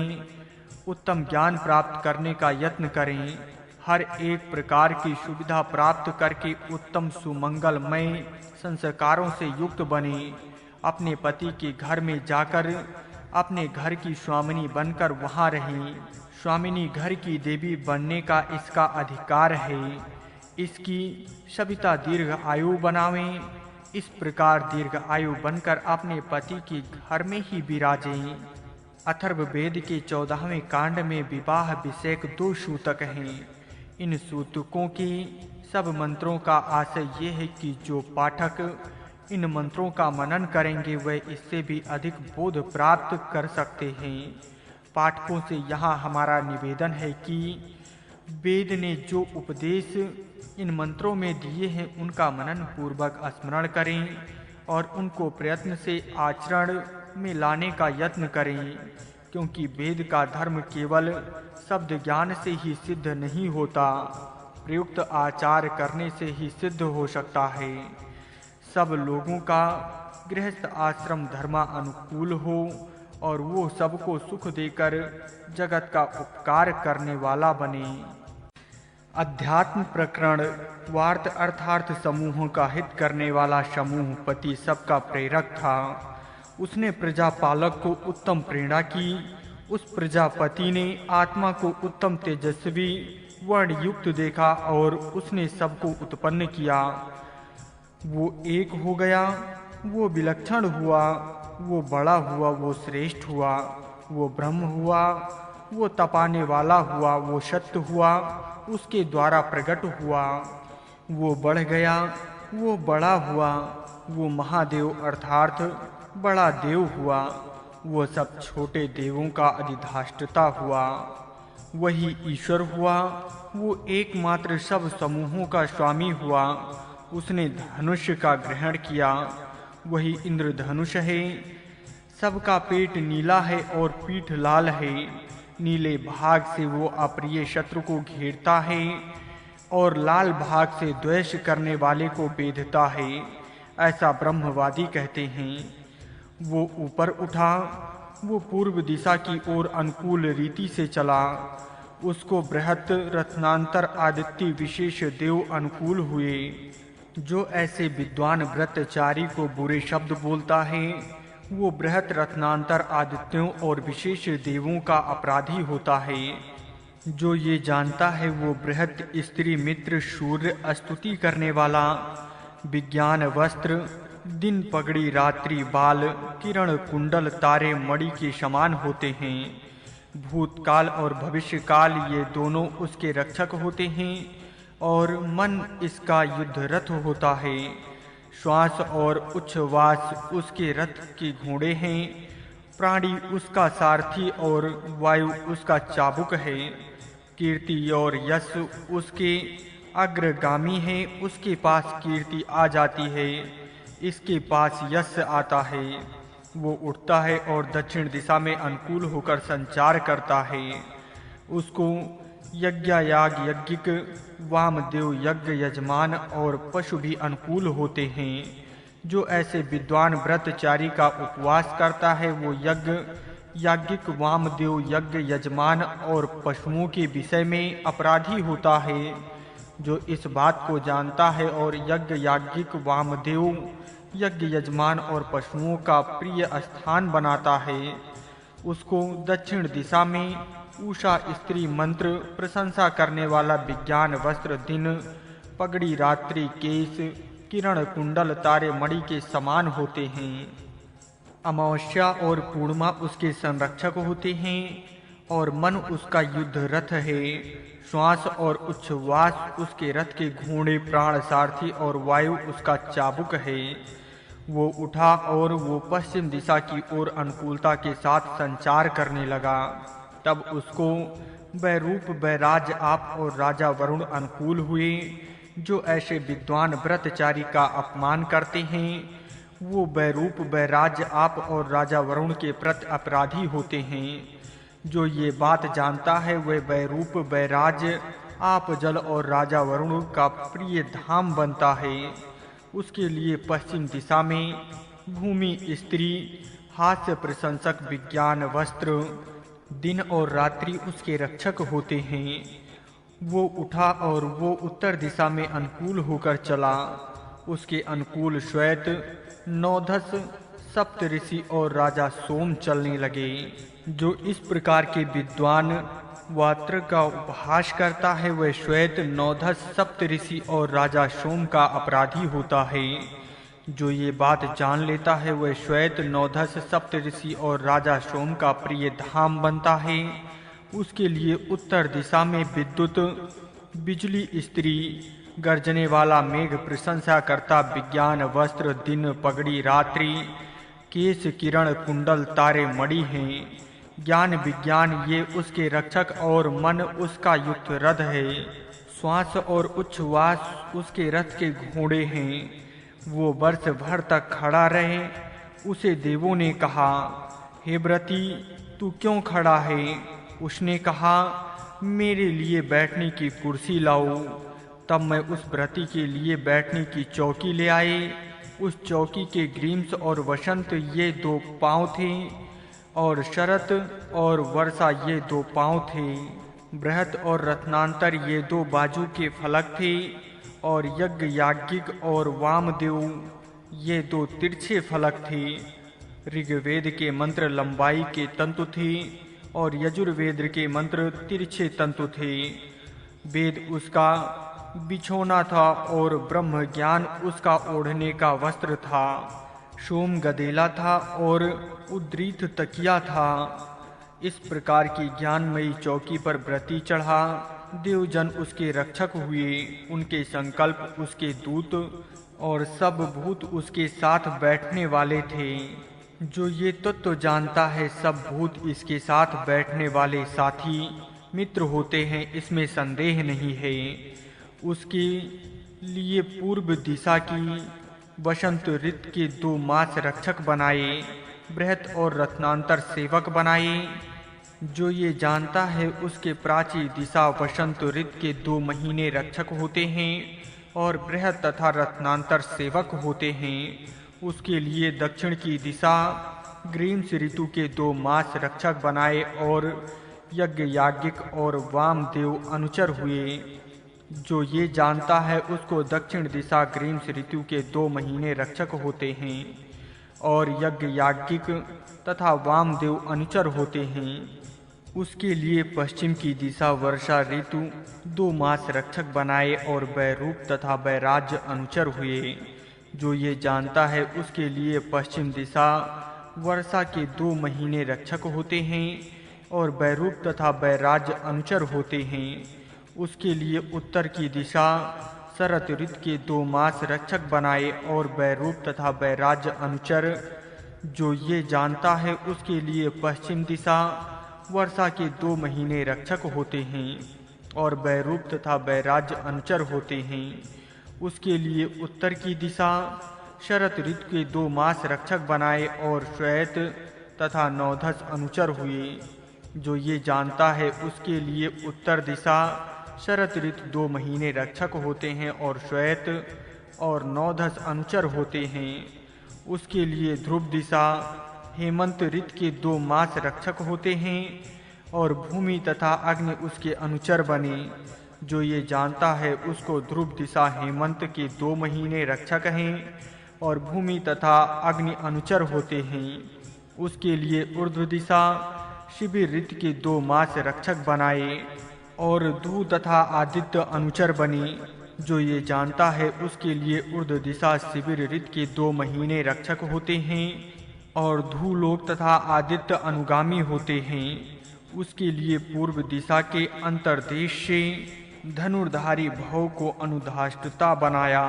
जो इस बात को जानता है, इसका धनुर्धारी भव प्राची दिशा के अंतर्देश से अनुधाष्टता होकर रहता है और न सर्व भव अथवा ईशान इसका घात करता है, न इसके पशुओं और इसके समान बंधुओं की हिंसा करता है।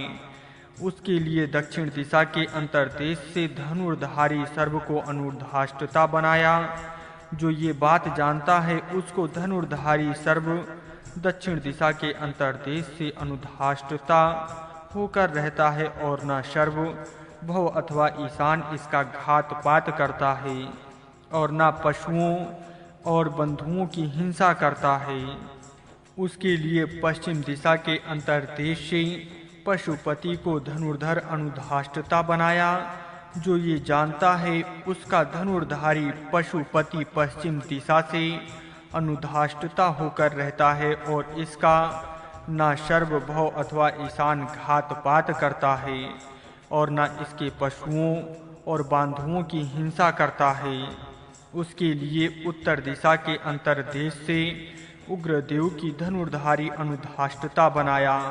जो इस बात को जानता है, उसका धनुर्धारी उग्रदेव उत्तर दिशा के अंतर्देश में अनुधाष्टता होकर रहता है और इसका न सर्वभव और ईशान घात पात करता है और न इसके पशुओं और बंधुओं की हिंसा करता है।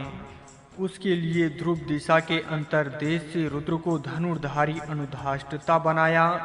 जो इस बात को जानता है, उसका धनुर्धारी रुद्रदेव ध्रुव दिशा के अंतर्देश से अनुधाष्टता होकर रहता है और न इसका सर्वभव और ईशान घात पात करता है और न इसके पशुओं और बांधुओं की हिंसा करता है। उसके लिए सब अंतर्देशों से ईशान को धनुर्धारी अनुधाष्टता बनाया। जो इस बात को जानता है उसका धनुर्धारी ईशान सब दिशाओं के अंतर्देशों से अनुधाष्टता होकर रहता है। न इसका सर्वभव तथा ईशान नाश करते हैं और न इसके पशुओं और बंधु बांधवों की हिंसा करते हैं। वो ध्रुव दिशा की ओर अनुकूलता से चला, इसलिए उसके अनुकूल भूमि, अग्नि, औषधि, वनस्पति, छोटे और बड़े वृक्ष अनुकूल होकर रहे। जो ये जानता है वो भूमि और अग्नि का, औषधि और वनस्पतियों का, छोटे और बड़े वृक्षों का प्रिय स्थान होता है। वो ऊर्ध्व दिशा की ओर अनुकूल होकर चला, इसलिए उसके अनुकूल ऋतु सत्य, सूर्य, चंद्र और नक्षत्र हुए। जो ये जानता है वो ऋतु सत्य, सूर्य, चंद्र और नक्षत्रों का प्रिय धाम बनता है। वो उत्तम दिशा की ओर अनुकूल होकर चला, इसलिए उसके अनुकूल ऋचा, सामयुज्य और ब्रह्म अर्थात अथर्ववेद हुए। जो ये जानता है वो ऋचा, सामयुज्य और ब्रह्म मंत्रों का प्रिय धाम है। वो बृहति दिशा की ओर अनुकूल होकर चला, इसलिए इतिहास, पुराण, गाथा और नारांसी हुए। जो ये जानता है वो इतिहास, पुराण, गाथा और नारांसी का प्रिय धाम होता है। वो परम दिशा की ओर अनुकूल होकर चला, इसलिए अनुकूल आवाहनीय गृहपत, दक्षिणा, अग्नि, यज्ञ, यजमान और पशु हो गए। जो ये जानता है वो आवाहनीय गृहपत, दक्षिणा, अग्नि, यज्ञ, यजमान और पशुओं का प्रिय धाम बनता है। वो अनादृष्टि दिशा की ओर अनुकूल होकर चला, इसलिए इसके अनुकूल ऋतु और ऋतु संबंधी पदार्थ, लोक और लोकों के संबंधी पदार्थ, महीने, पक्ष और दिन रात अनुकूल हुए। जो ये जानता है वो ऋतु, आवर्त, लोक, लैक्स, मास, पक्ष और अहोरात का प्रिय धाम होता है। वो अनावृत दिशा के अनुकूल होकर चला और वहां से वापस न होने का विचार उसने किया। अतः उसके अनुकूल दिति, आदित्य, इड़ा और इंद्राणी हो गए। जो ये जानता है वो दिति, आदित्य, इड़ा और इंद्राणी का प्रिय धाम बनता है। वो सब दिशाओं में अनुकूल होकर चला, इसलिए उसको विराट और सब देव तथा देवता अनुकूल हो गए। जो ये जानता है वो विराट सब देव और देवताओं का प्रिय धाम बनता है। वो सब अंतर्देशों में अनुकूल होकर चला, अतः उसको प्रजापति, परमेष्टि, पिता और पितामह अनुकूल होकर चले। जो ये जानता है वो प्रजापति, परमेष्टि, पिता का, पितामह का प्रिय धाम बनता है। वो बड़ा समर्थ गति युक्त होकर पृथ्वी के अंत तक गया और वो समुद्र हुआ। उसके साथ प्रजापति, परमेष्टि, पिता, पितामह, श्रद्धा और वृष्टि होकर रहने लगे। जो ये जानता है उसको जल प्राप्त होते हैं, उसको श्रद्धा प्राप्त होती है, उसको वर्षा प्राप्त होती है। उसके चारों ओर श्रद्धा, यज्ञ, लोक, अन्न और खान पान रहने लगे। जो ये जानता है इसको श्रद्धा प्राप्त होती है, इसको यज्ञ प्राप्त होता है, इसको लोक प्राप्त होता है, इसको अन्न प्राप्त होता है और इसको खान पान प्राप्त होता है। वो सबका रंजन करने लगा, अतः वो राजा क्षत्रिय हो गया। वो बंधु गणों समेत सब प्रजा को और अन्न तथा सब खान पान को प्राप्त हुआ। जो ये बात जानता है वो बंधु बांधवों के समेत सब प्रजाजनों का तथा अन्य और सब प्रकार के खान पान का प्रिय धाम होता है। वो प्रजाओं के अनुकूल होकर चला, अतः उसको सभा और समिति, सैन्य और धन कोष अनुकूल हुए। जो ये बात जानता है वो सभा, समिति, सैन्य और धन कोष का प्रिय धाम बनता है। जिस राजा के घर ऐसा विद्वान व्रतचारी अतिथि आवे, इसको अपना कल्याणकर्ता मानकर उसका सम्मान करें। ऐसा करने से छात्र वृत्ति से नहीं हटता और ऐसा करने पर राष्ट्र का अहितकारी भी नहीं होता। उससे ज्ञान और वीर उत्पन्न होता है। वे दोनों कहते हैं कि हम कहाँ प्रविष्ट होकर रहे। इससे निसंदेह बृहस्पति के अंदर ही ब्रह्म ज्ञान प्रविष्ट होवे और वैसा ही इंद्र में छत्र प्रविष्ट होवे। इसलिए बृहस्पति में ज्ञान और इंद्र में छत्र प्रविष्ट हुआ। निश्चय से ये पृथ्वी बृहस्पति और दुर्लोक इंद्र है। ये अग्नि निसंदेह ब्रह्म है और वो आदित्य छत्र है। जो पृथ्वी को बृहस्पति और अग्नि को ब्रहा जानता है उसके पास ब्रह्म ज्ञान आ जाता है और ये ब्रह्म ज्ञान से तेजस्वी होता है। जो आदित्य को छत्र और धूर्लोक को इंद्र जानता है उसके पास इंद्र की शक्ति आ जाती है और ये इंद्र की शक्ति से युक्त होता है। इस प्रकार का विद्वान व्रत पालक अतिथि जिसके घर आवे स्वयं उसके समीप जाकर बोले कि हे व्रतधारी जी, आप कहाँ रहते हैं? हे व्रतधारी जी, ये जल आपके लिए है। हे व्रतधारी जी, ये मेरे लोग आपकी तृप्ति करें। हे व्रतधारी जी, जो आपको प्रिय हो वही होवे। हे व्रताचारी जी, जो आपकी इच्छा हो वैसा ही बने। हे व्रती, जो आपकी अभिलाषा हो वैसा ही होवे। जो इसको कहा जाता है कि हे व्रत पते, आप कहाँ रहते हैं, तो उस प्रश्न से वो देवयान मार्गों को अपने अधीन करता है। जो इसको कहता है कि हे व्रतधारी, ये जल आपके लिए है, उस वचन से पर्याप्त जल उसको प्राप्त होता है। जो इसको कहता है कि हे व्रती, मेरे लोग आपकी तृप्ति करें, तो उस वचन से वो अपने प्राण को अति दीर्घ करता है। जो इसको कहता है कि हे व्रती, जो मेरे लिए प्रिय हो वही होवे, इससे वो प्रिय पदार्थ को अपने वश में करता है।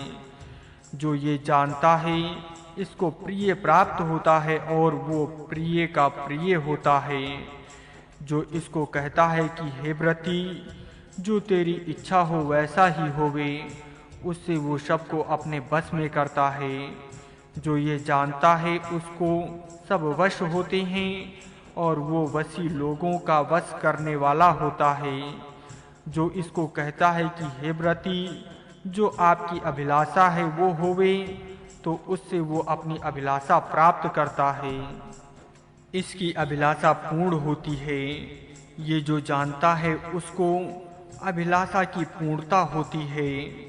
जिसके घर में ऐसा विद्वान व्रतधारी अतिथि अग्नि प्रादीप्त होकर अग्निहोत्र होने के समय आवे, स्वयं इसके सन्मुख जाकर कहे कि हे व्रती, मुझे आज्ञा दो, मैं हवन करूँगा। वो आज्ञा देवे तो हवन करें, यदि ना आज्ञा देवें तो ना हवन करें। जो इस प्रकार के विद्वान व्रतधारी की आज्ञा से हवन करता है वो पितृयान और देवयान मार्ग को जानता है। जो इस प्रकार के विद्वान व्रतचारी की आज्ञा से हवन करता है उसका अग्निहोत्र सफल होता है और देवों में उसका कोई दोष नहीं होता। इस लोक में इसका आश्रय सुरक्षित रहता है। और जो इस प्रकार के विद्वान व्रतधारी की आज्ञा के बिना हवन करता है वो न पितृयान मार्ग को और न देवयान मार्ग को जानता है। इसका हवन विफल होता है, देवों का अपराधी होता है। इस लोक में इसका अधर नहीं रहता। जो ऐसे विद्वान की आज्ञा बिना हवन करता है, जिसके घर में इस प्रकार का विद्वान व्रतधारी अतिथि एक रात्रि भर रहता है, जो पृथ्वी पर पुण्य लोक है, उन सब को इससे प्राप्त करता है। जिसके घर में इस प्रकार की व्रतचारी विद्वान अतिथि दूसरी रात्रि भर रहता है, इससे जो अंतरिक्ष में पुण्य लोक है उनको प्राप्त करता है। जिसके घर में इस प्रकार विद्वान व्रतधारी अतिथि तीसरी रात्रि भर रहता है, जो धूलोक में पुण्य लोक है, उनको उससे प्राप्त करता है। जिसके घर में ऐसा विद्वान व्रतधारी अतिथि चतुर्थ रात्रि भर रहता है, जो पुण्यकारों के पुण्य लोक हैं, उनको उससे प्राप्त करता है। जिसके घर में ऐसा विद्वान व्रत पालक अतिथि अपरिमित रात्रि तक रहता है, जो अपरिमित पुण्य लोक है उनको उससे प्राप्त करता है। जिसके घर व्रताचरण न करने वाला केवल नामधारी अविद्वान अतिथि आवे, क्या गृहस्थ उसका तिरस्कार करें? इसका तिरस्कार न करें। गृहस्थ कहें कि इस देवता के लिए उदक की प्रार्थना करता हूँ, इस देवता के घर में निवास करता हूँ, इस देवता को परोसता हूँ, उसी देवता में उस गृहस्थी का वो हवन होता है जो ये तत्व जानता है। अर्थात नामधारी अतिथि घर में आने पर वो अपनी उपास्य देवता है ऐसा मानकर सब लोग अपने उपास्य को समर्पण करने की बुद्धि से उसको देवें। इस प्रकार करने से सब दान उसी देवता को पहुँचता है। वो जब पूर्व दिशा की ओर चलता है तब वायु बल होकर और मन को अन्न खाने वाला करके चले। जो ये जानता है वो अब भक्षण करने के मनोभाव से अन्न खाता है।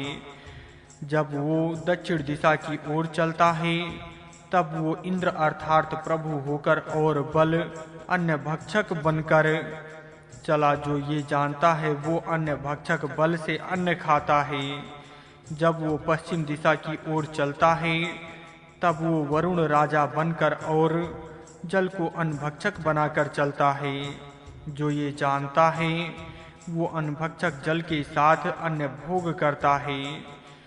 वो जब उत्तर दिशा की ओर चलता है तब वो सोम राजा बनकर अन्न भक्षक आहुति करके 7 ऋषियों 7 इंद्रियों द्वारा हुत होकर चलता है।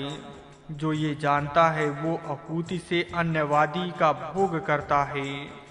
वो जब ध्रुव दिशा की ओर चलता है तब विष्णु रूप बनकर विराट पृथ्वी को अन्नमयी बनाकर चलता है। जो ये जानता है वो विराट रूपी अन्न वाली गौ से अन्न भरण करता है। जब वो पशुओं के अनुकूल होकर चलता है तब वो रुद्र बनकर और अन्न भक्षण करने योग्य औषधियां बनकर चलता है। जो ये जानता है वो अन्न भक्षण करने योग्य औषधियों के साथ अन्न खाता है। वो जब पितरों के साथ चलता है तब वो यमराज बनकर स्वाधाकार का अन्न भक्षक बनकर चलता है। जो ये जानता है वो अन्न भक्षण स्वाधाकार के साथ करता है।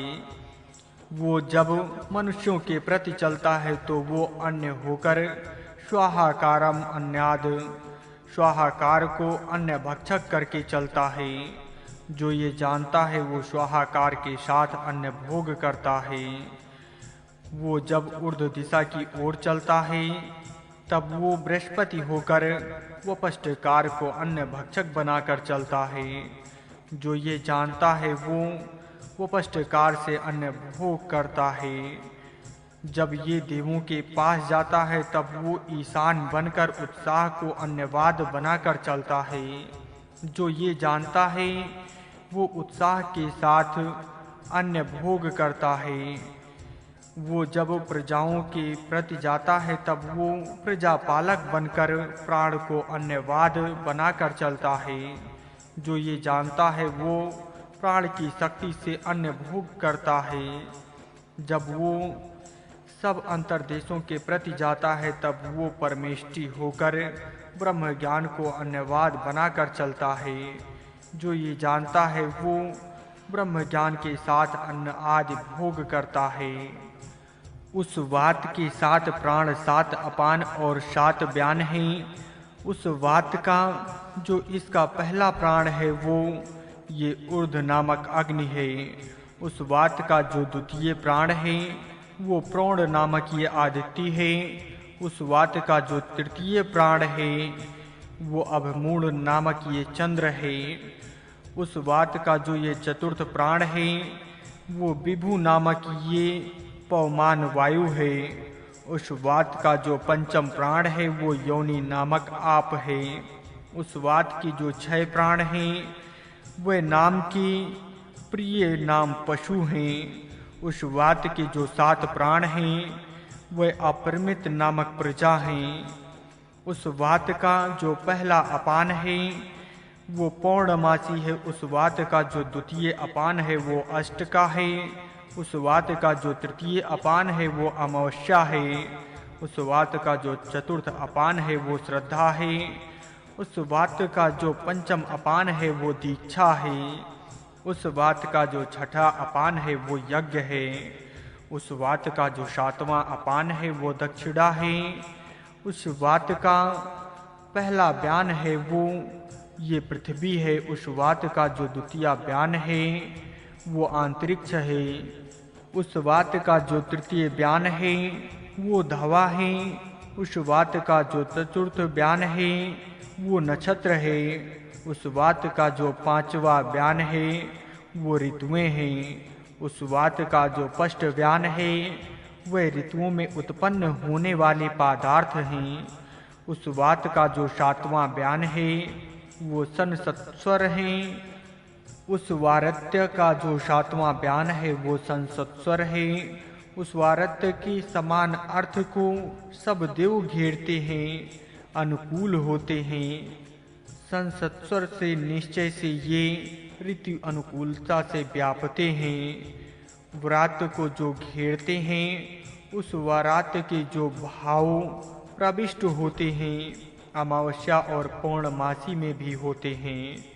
उस वारात का जो इन सब का एक अमरपन है वो ऐसा कहते हैं। उस वारात का जो दक्षिण नेत्र है वो सूर्य है।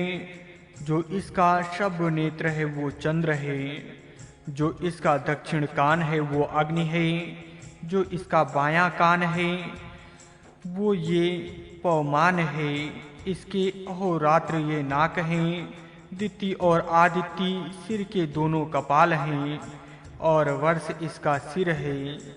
ये वारात दिन में पूर्व दिशा की ओर मुख करके और रात्रि के समय प्राची दिशा के अनुकूल मुख करके रहता है। ऐसे वारात के लिए मेरा नमस्कार हो।